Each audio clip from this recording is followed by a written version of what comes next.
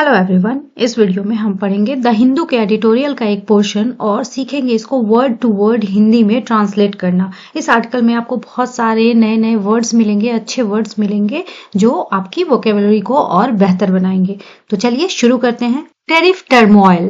Turmoil का मतलब होता है उथल पुथल या खलबली, और टेरिफ एक तरह का टैक्स हो गया। मतलब कि किसी भी कंट्री में एक्सपोर्ट पे और इंपोर्ट पे जो भी टैक्सेस लगते हैं उन्हें टेरिफ कहते हैं।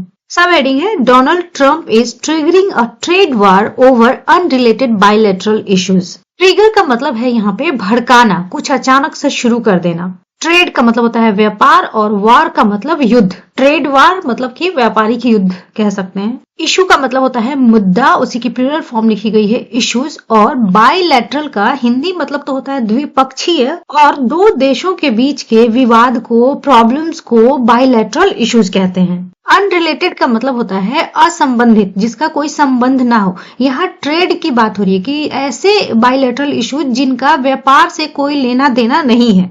ओवर एक प्रेपोजिशन है यहाँ जिसका मतलब है के ऊपर या के कारण। अब यहाँ पे सब्जेक्ट है डोनाल्ड ट्रंप, ट्रिगरिंग है मेन वर्ब, और ये लिखा गया है प्रेजेंट कंटिन्यूअस में। और मतलब हो गया डोनाल्ड ट्रंप भड़का रहे हैं एक व्यापारिक युद्ध अनरिलेटेड बायलैटरल इश्यूज के ऊपर। मतलब कि ऐसे बायलैटरल मुद्दे जिनका व्यापार से लेना देना नहीं है, उन मुद्दों के वजह से, उनके कारण वो एक ट्रेड वार को ट्रिगर कर रहे हैं।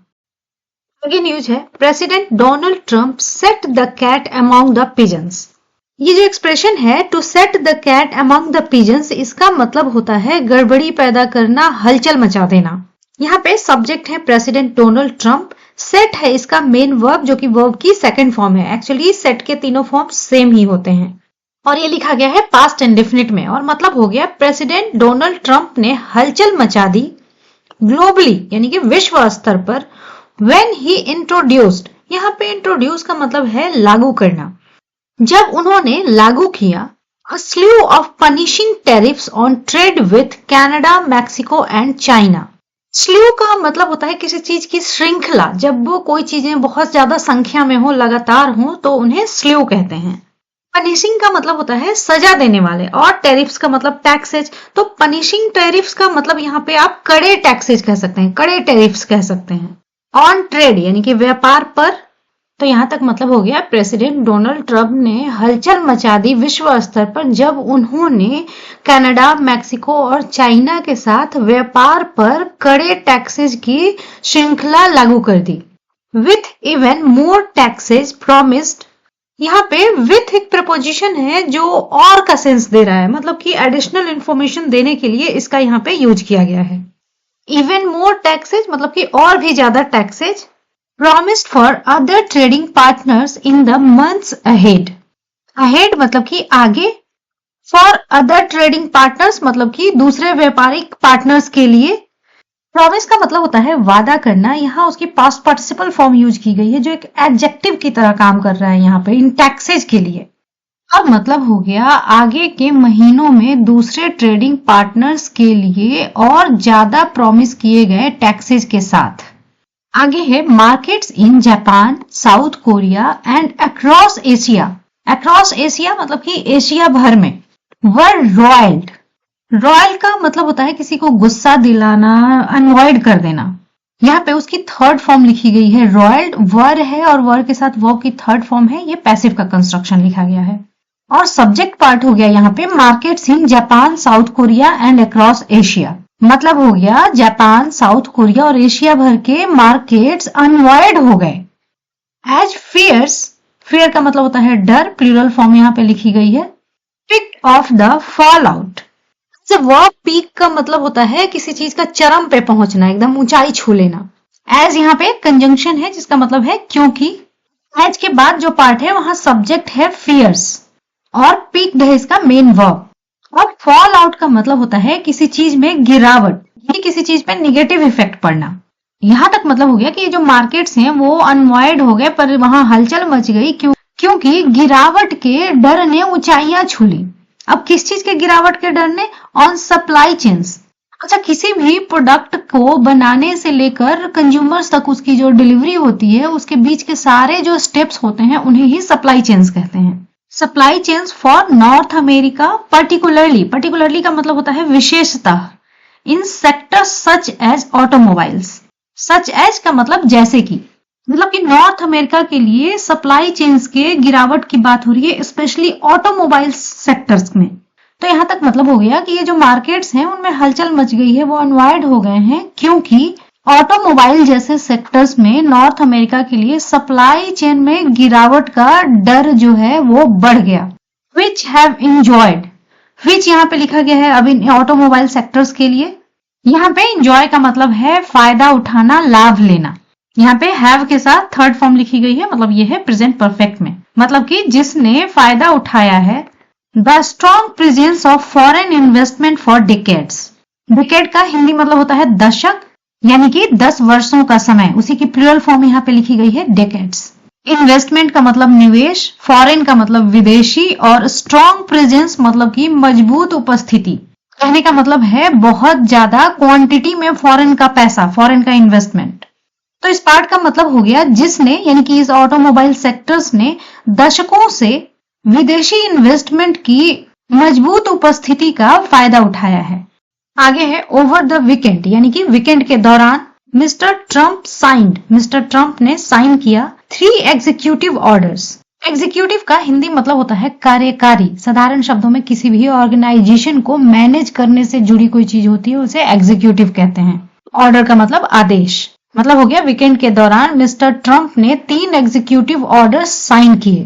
दैट स्लैप्ड, दैट लिखा गया है इन एग्जीक्यूटिव ऑर्डर्स के लिए। यहाँ पे स्लैप का मतलब है फोर्सफुली अप्लाई करना, मतलब दे मारना कह सकते हैं। कैनेडियन एंड मैक्सिकन गुड्स, यहाँ पे गुड का मतलब है वस्तु या माल कह सकते हैं, उसी की प्लूरल फॉर्म है यहाँ पे goods, with a tariff of 25%। इस पार्ट का मतलब हो गया जिनने, मतलब कि इन 3 एग्जीक्यूटिव ऑर्डर्स ने कैनेडियन और मैक्सिकन वस्तुओं को 25% का टेरिफ दे मारा है।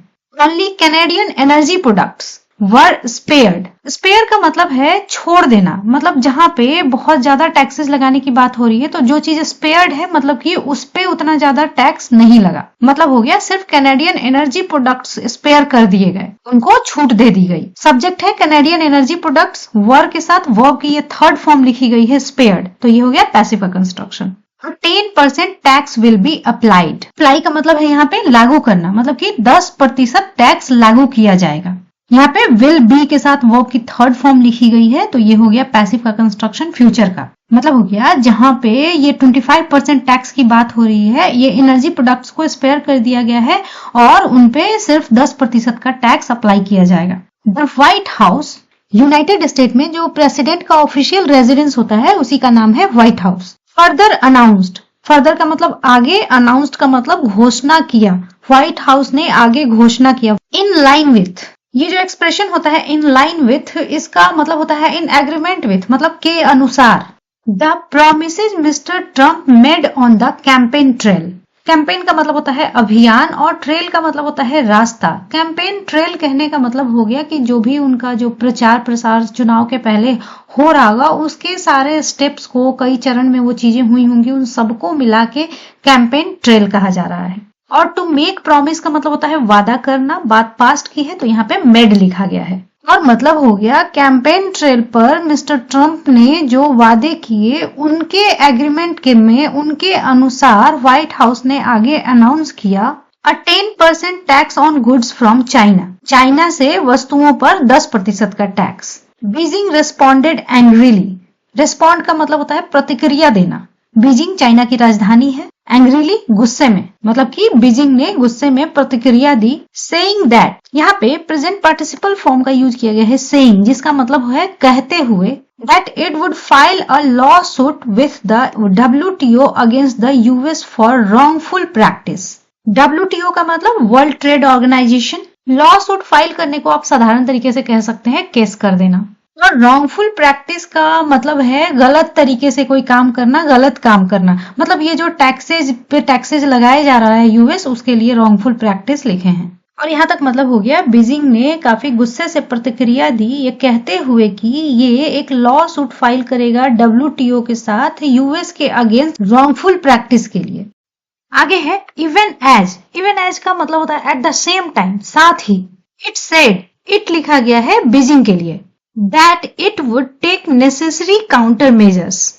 काउंटर का मतलब होता है खिलाफ या अगेंस्ट, और मेजर का मतलब है यहाँ पे एक्शन या उपाय। नेसेसरी का मतलब जरूरी। साथ ही इसने कहा कि ये जरूरी काउंटर मेजर्स लेगा, मतलब कि उनके खिलाफ जरूरी कदम उठाएगा। आगे है व्हाइल, जबकि ओटावा कनाडा की कैपिटल है, एंड मैक्सिको सिटी, ये मैक्सिको की कैपिटल है, मैक्सिको सिटी। वार्न का मतलब होता है चेतावनी देना, उसी की पास्ट फॉर्म लिखी गई है वार्न्ड। मतलब हो गया जब ओटावा और मैक्सिको सिटी ने चेतावनी दिया कि रिटेलिएटरी टेरिफ्स, रिटेलिएट का मतलब होता है बदला लेना, और रिटेलिएटरी का मतलब हो गया बदला लेने वाला, बदले का। वुड बी कमिंग सून, सून का मतलब जल्दी ही। यहाँ पे वुड बी और वर्ब की आईएनजी फॉर्म है, मतलब कि ये फ्यूचर का कंटिन्यूअस का कंस्ट्रक्शन हो गया, मतलब कमिंग यूज किया गया है एक ऑन गोइंग एक्शन को बताने के लिए। और मतलब हो गया रिटेलिएटरी टेरिफ्स जल्दी ही आएंगे। कहने का सेंस है यहाँ पे कि जो वो इतनी बड़ी टेरिफ्स लगाई हैं यूएसए ने इन कंट्रीज पे, तो ये भी बदला लेने के ख्याल से उस तरह का टेरिफ ये भी जल्दी लाएंगे। Mr Trump subsequent calls to Mexican president Claudia Sheinbaum led to a 1 month pause. Pause का मतलब होता है ब्रेक या रोक, before the tariffs kicked in. Subsequent एक एडजेक्टिव है जिसका मतलब होता है बाद का, मतलब एक एक्शन के होने के बाद जो एक्शन होता है उसको सब्सिक्वेंट कहते हैं। मतलब कि मैक्सिकन प्रेसिडेंट क्लॉडिया शिनबॉम को मिस्टर ट्रम्प के subsequent calls led to, lead to एक एक्सप्रेशन होता है जिसका मतलब होता है किसी चीज का कारण होना, मतलब कि रिजल्ट देना, उसी की पास्ट फॉर्म है यहाँ पे लेड टू। 1 month पॉज मतलब कि 1 महीने का ब्रेक, और किक इन एक फ्रेजल वर्ब होता है जिसका मतलब होता है किसी चीज का प्रभाव में आना, इफेक्टिव होना, उसी की पास्ट फॉर्म लिखी गई है किक्ड इन। मतलब हो गया जब ओटावा और मैक्सिको सिटी ने चेतावनी दी रिटेलिएटरी टेरिफ्स के लिए, मिस्टर ट्रम्प के सब्सिक्वेंट कॉल्स मैक्सिकन प्रेसिडेंट को कारण बने 1 महीने के रोक पे, मतलब कि टेरिफ्स के प्रभाव में आने के पहले 1 महीने का रोक लगा दिए। And the white house appeared, यहाँ पे एपियर का मतलब है लगना या प्रतीत होना, पास्ट फॉर्म लिखी गई है appeared, to strike a conciliatory note. Conciliatory का मतलब है यहाँ पे मैत्रीपूर्ण, मेल मिलाप वाला, और नोट का मतलब है रुख। और यहाँ पे स्ट्राइक का सेंस है टू मेक, मतलब अपनाना, मतलब हो गया। और व्हाइट हाउस एक मेल मिलाप वाला रुख अपनाता हुआ प्रतीत हुआ। With Mister Trump speaking to Canadian prime minister Justin Trudeau as well, मतलब हो गया मिस्टर ट्रम्प का Canadian prime minister Justin Trudeau से भी बात करने के साथ। यहाँ पे विथ एक प्रीपोजिशन है जो कि मैनर बता रहा है या रीजन भी कह सकते हैं, मतलब कि व्हाइट हाउस अपीयर हुआ मेल मिलाप वाला रुख दिखाता हुआ, ये उसके तरीके को बता रहे हैं कि कैसे ये पता चल रहा है। तो ये इस बात से पता चल रहा है कि मिस्टर ट्रम्प ने Canadian prime minister Justin Trudeau से भी बात की। आगे है मीनवाइल। मीनवाइल का मतलब होता है इसी बीच। मिस्टर ट्रम्प हैज सजेस्टेड, यहाँ पे सजेस्ट का मतलब है बताया, हैज के साथ वर्ब की थर्ड फॉर्म है ये सजेस्टेड, मतलब हो गया इसी बीच मिस्टर ट्रम्प ने बताया है कि, दैट का मतलब कि, the EU was next in the firing line। EU का मतलब यूरोपियन यूनियन, फायरिंग लाइन यहाँ कहने का मतलब है निशाने पर, मतलब हो गया इसी बीच मिस्टर ट्रम्प ने ये बताया कि यूरोपियन यूनियन दूसरे नंबर पर था निशाने में। इवन दो का मतलब हालांकि। द UK appeared, appear का मतलब अभी हमने पढ़ा प्रतीत होना, लगना। टू विन अ मॉडिकम, मॉडिकम का मतलब होता है कोई छोटी मात्रा है, स्मॉल अमाउंट। और रिप्रीव का मतलब होता है राहत। विन अ मॉडिकम ऑफ समथिंग का मतलब होता है किसी चीज की छोटी मात्रा मिलना, प्राप्त होना। फॉर इश्यूज, मुद्दों के लिए। विथ वाशिंगटन, वाशिंगटन यूएसए की कैपिटल हो गई, मतलब हो गया हालांकि वाशिंगटन के साथ मुद्दों पर, समस्याओं पर यूके को थोड़ी राहत मिलती प्रतीत हुई। तो आज की इस वीडियो में इतना ही। होपफुली आपको ये सेशन बहुत अच्छे से समझ में आया होगा। मुझे कमेंट करके जरूर बताएं, और इसी तरह से नई चीजें सीखने के लिए मिलते हैं नेक्स्ट वीडियो में।